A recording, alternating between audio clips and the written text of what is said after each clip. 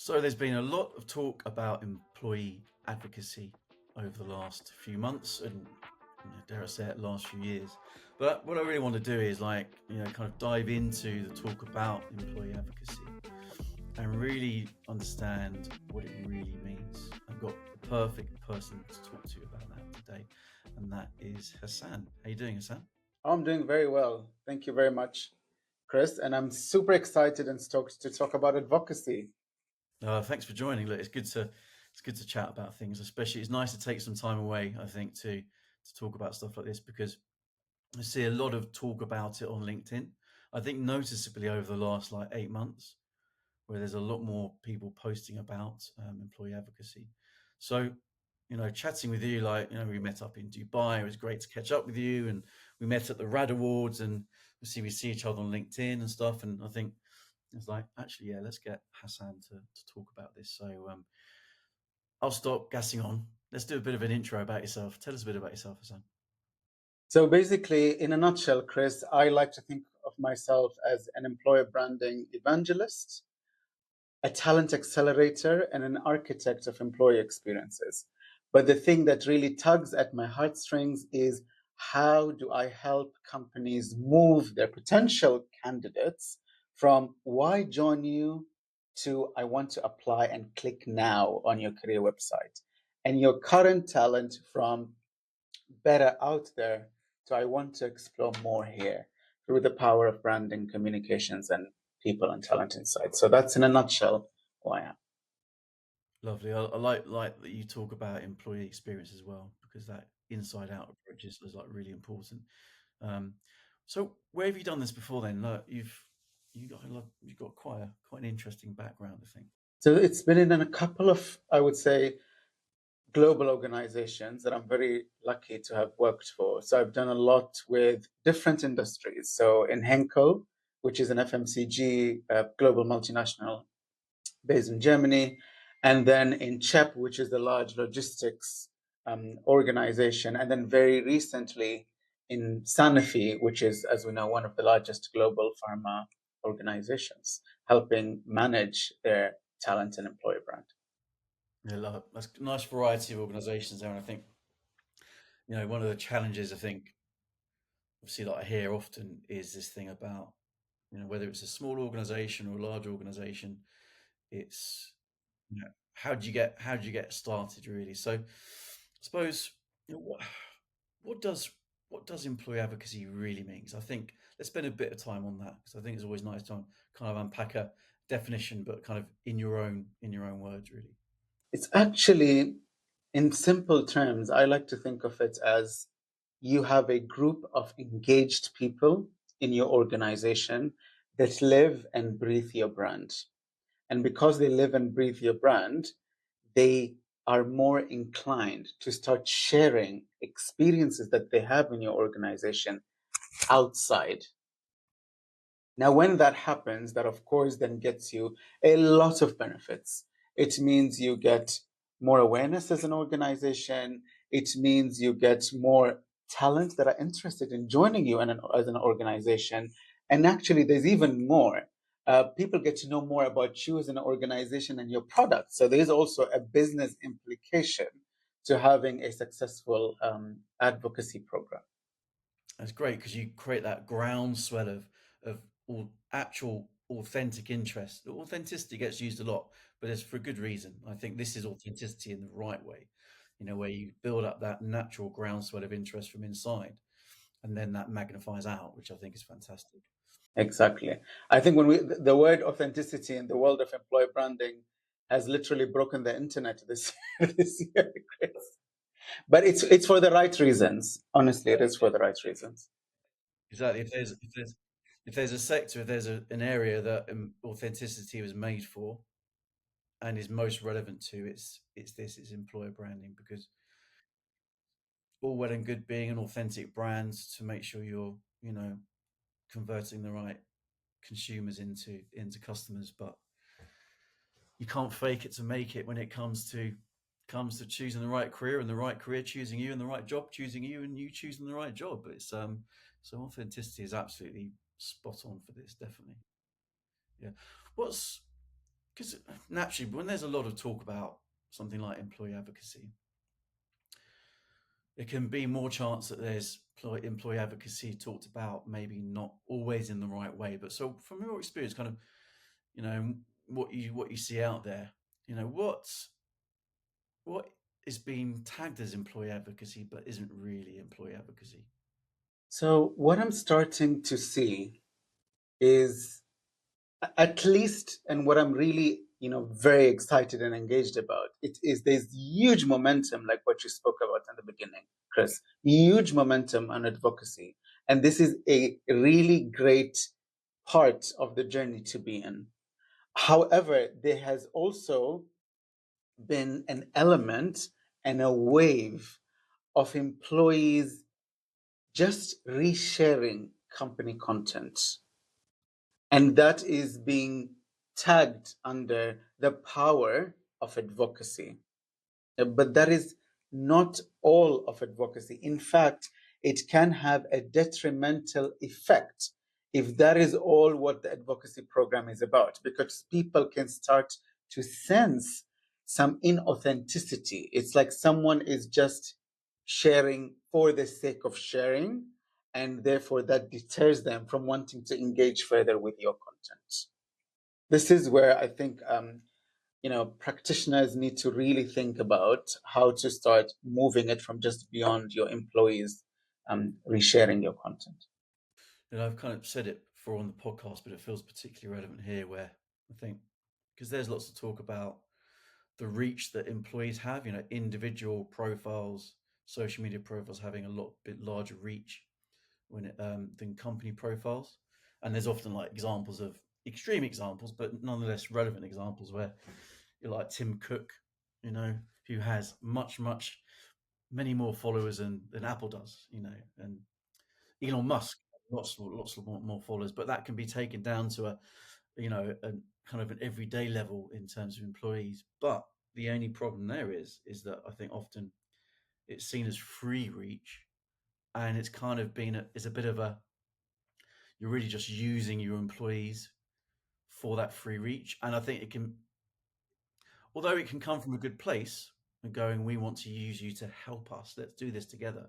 I think it can feel a bit impersonal and a bit like, well, I'm not really that involved. Maybe I have an interview with somebody to get some quotes from me, but then it's like, right, great, thank you very much, and you'll probably see something on LinkedIn, you know. So Actually, I like the angle you're coming from, Chris, because number one, going back to the point of the power of the reach of employees in your organization and the people in your organization. Statistics say on average, your employees have 6 to 8 times more engagement on their content than a company. Now, the second thing is about your people on the advocacy program. Actually, a lot of conversations I've had with people in the community and abroad has been that initially there's a lot of engagement on an advocacy program, but then they start to see that engagement starts waning down. One of the reasons it wanes down is because employees do, do not see the full spectrum of benefits and what's the why, what's in it for them, apart from resharing content. So that's why the program needs to be enabled end to end so employees feel a part of and co-create the program, which then makes them much more engaged to help you elevate your reach and then get all of the, let's say, great metrics that you're after.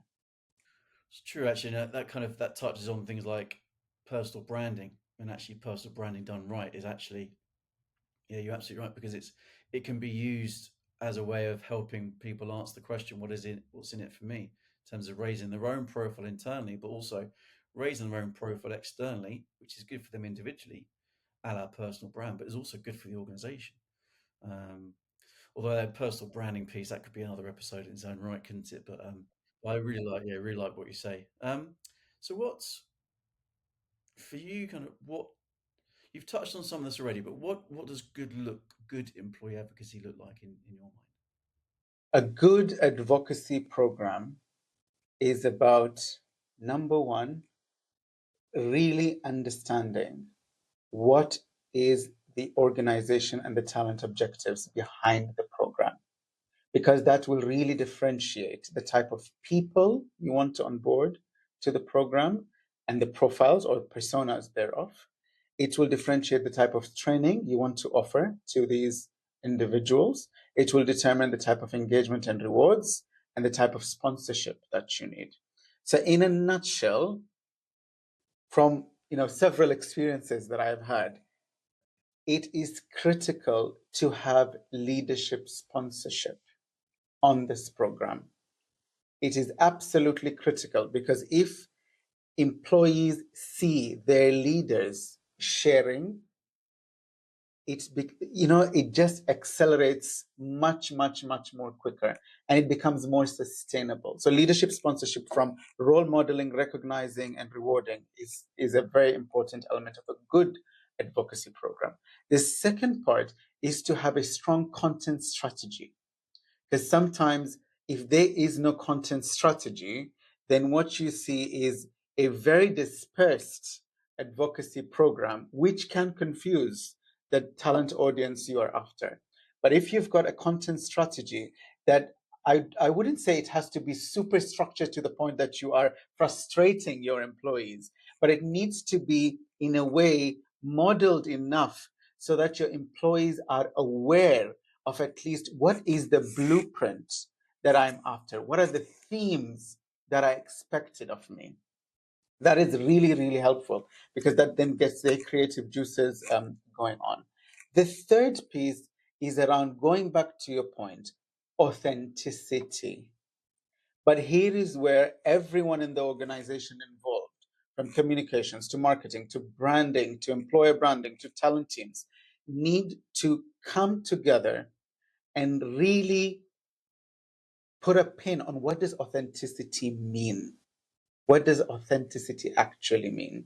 And how much of leeway are they okay with? Yeah. But it's already out there. The more authentic, the more engagement it gets. So it should be a mix of, I allow my people to share their authentic stories, which is their UGC, user generated content, from their own stories, aligned to the content themes we're after. And then, of course, there's an element of, okay, I want more reach by sharing company content. But company content is really a very small part of the program. What drives the engagement is the UGC. Yes, that's the third part. The fourth part is around sustainability of the program, because this is where a lot of programs start, getting reduction in terms of engagement, and it needs to be from the start. So from the start, you need to be aware that people, when they go on a program, they want a community. That is one of the reasons where I found it becomes very engaging for them. One of the reasons they enter an advocacy program is community. And I will share that when we launched the advocacy program, just 3 months after launching it, we asked them, why? Tell us, why did you join this program? What was the real material reason? And one of it, a lot of them, majority, said, we want a community of people, because especially if we are in a very large organization in different countries, geos, functions, sometimes we do not know who our colleagues is. So we want to build this community and network. Secondly is, we want to understand, how is it going to enhance my network? Thirdly, it's about my career exposure, because when you get on an advocacy program, it actually means you are getting yourself out there and meeting people that you would not have met had you not been on that advocacy program. And thirdly, and lastly, of course, it's personal branding. So when you build that community and you're very structured around the community, and you have someone that's engaging this community, that builds a lot of credibility to your program. And the second part is around training. And Chris, when I mean training, I just don't mean, because I've seen, honestly, a couple of examples where people train them in the beginning and they give them social media training, which is fantastic, but then there is no structured learning program. Consider your advocacy program just like any talent development program you have out there, because you will have people that are more engaged than others, extremely normal. You will have people that are much more motivated than others, extremely normal. But how do you differentiate the effort to say, for those who are super engaged, I'm going to help them, for example, with one-to-one coaching, let's say for the top 5%. And then you've got the 40 to 50% that are moderately engaged. How do I consistently provide them with masterclasses that they can come up and, connect with? And then for those who are not engaged, maybe you've tried so many times and it doesn't work, so you bring in another cohort. So that's sustainable training. And then finally, rewarding and recognizing. What is the reward and recognition mechanism? And it's not just financial. Here's where all of the good people and culture stuff come in, which is, the different types of rewards, financial and non-financial. Experiential rewards make a big difference in a good advocacy program. It could be exposure to senior leadership. It could be coaching and mentoring. There's many ways that you can help people. So to sum up a very long-winded answer, it is leadership sponsorship. It is sustainable training. It is ensuring a good content strategy with content themes. It's about rewarding and recognizing your people.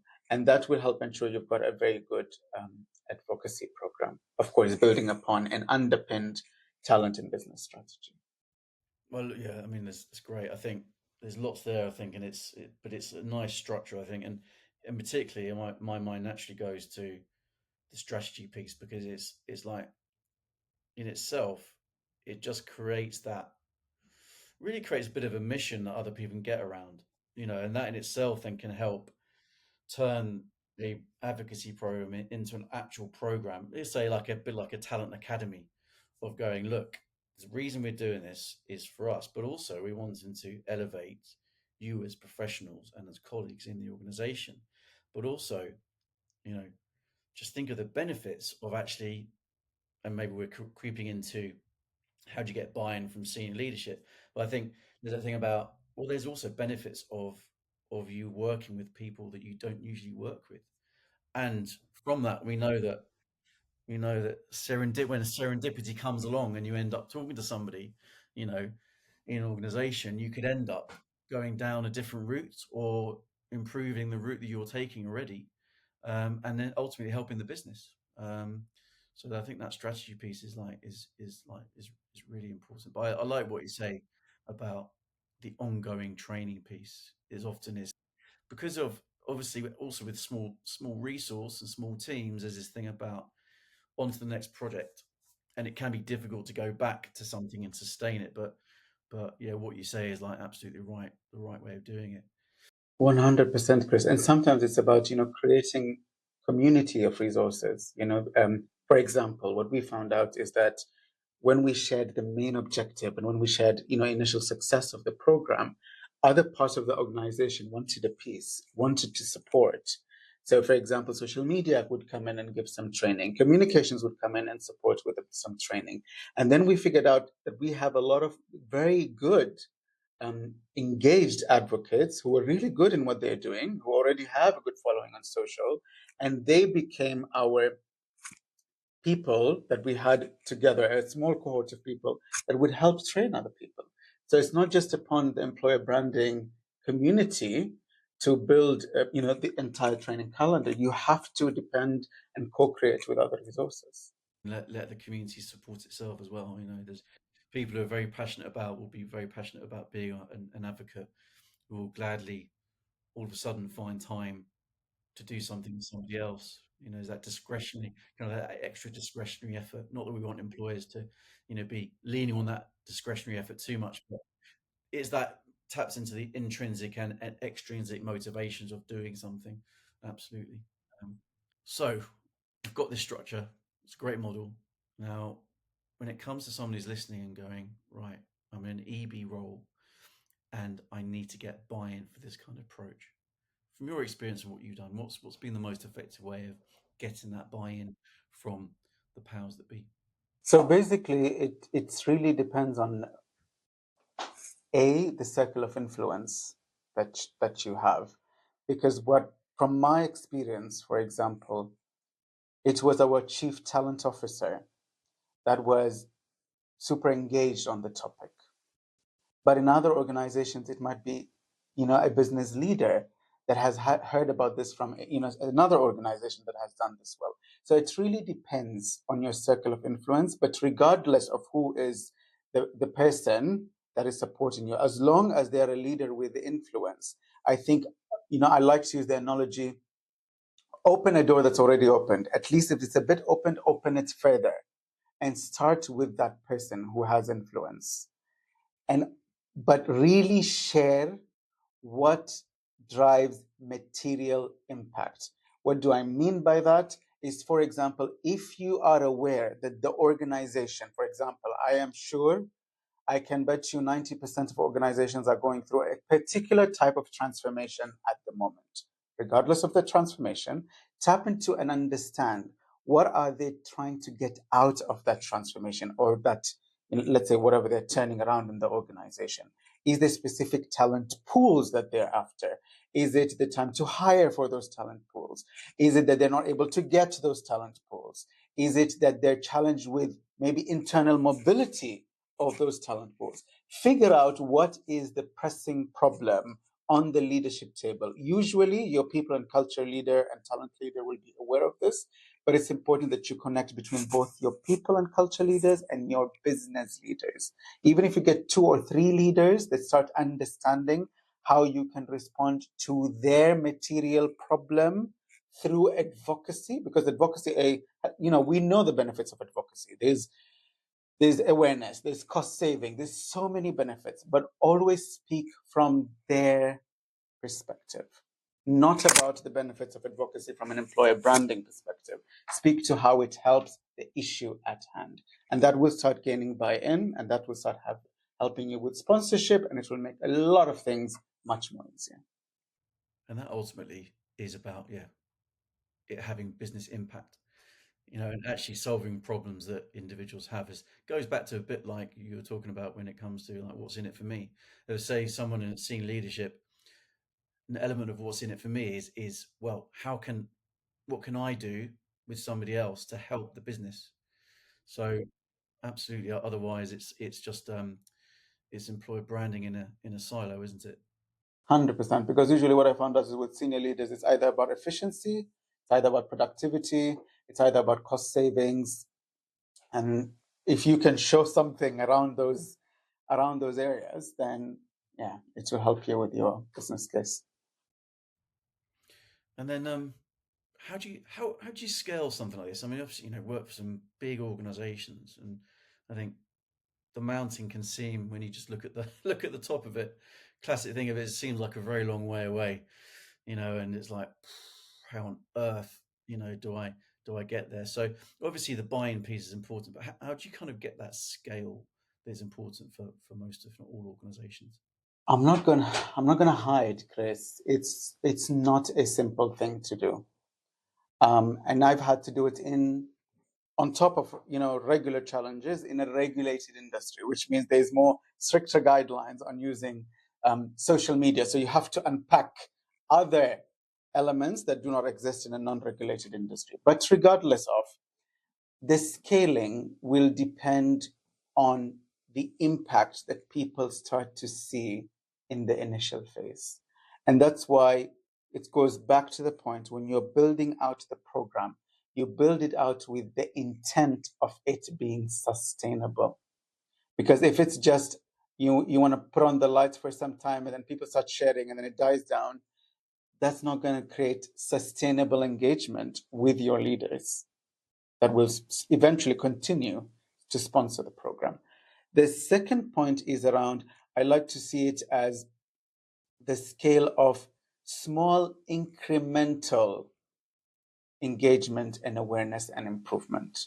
Once you have a small group, like initially we had skepticism, like, how is this going to work? We've got a much bigger problem than people sharing their stories on social media. Like, honestly, we've got a million things to do. Yeah. However, when the initial set of advocates started sharing and the numbers started coming in, suddenly other functions and other geographies and other countries and other leaders were like, I want to try this out. So it's like, you're giving a small gift to people where someone appreciates it, the other one is skeptical about it, but then everyone wants a piece. Everyone wants a gift. So, and that is really what happened. Actually, we started having what I would say a good problem. The amount of requests that we had was more than what we could individually do as an EB team. And that is where the scaling started happening, from building a community of resources, building a support ecosystem of resources to keep it sustainable. And I will give practical examples here. Like we said, you need to have a community of trainers where you train how to continuously build engagement with advocates. You need to ensure that the why is clear to every stakeholder you have. So that is what I started doing. I started doing what is the why for a business leader? What is the why for a people and culture leader? What is the why for an advocate? And then it became easier to start explaining the why and get more engagement. The third part is around tech. Initially, when you start a program, of course, if you go to the business leadership and say you want X dollars or X euros or whatever it is, they're going to look at you and say, show me an ROI first. So when you initially start the program, it's okay. You can start with regular tools, your Excel, your Microsoft Teams, and get the program running. But once you start showing an ROI, then you can request tech, because the tech is critical for scaling.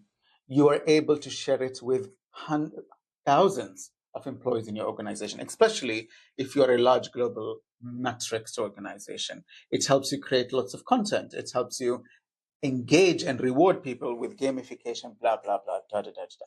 So the scaling will depend on how you are actually successful in the initial phase and show the ROI. For example, 6 months after we launched the program, we had millions of impressions that initially weren't there. And the social team and communications team become even much more engaged to support us in the advocacy program. And it brought huge benefits.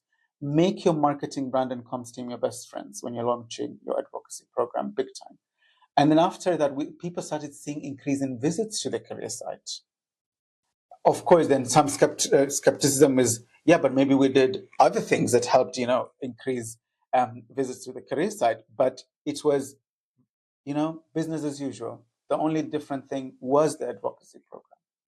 So you really need to start showing initial ROI before you can request for things to help you. But in a nutshell, build a community and show the ROI, and it will help you. Yeah, I think there is that thing about test and scale or baby steps, whereas try not to try not to be too big to start with, because actually there's only so much you can do in theory. You need to actually just get on and do it, don't you? Yes, definitely build an MVP first, showcase how it is, do your A and B testing, and then you could move on. There's been some great takeaways there. Really appreciate it, and yeah, look, we'll make sure we tag you when we get this out, and yeah, definitely. I think as always, it'd be good to kind of continue the conversation on LinkedIn and elsewhere. But yeah, really appreciate your time. Thanks very much.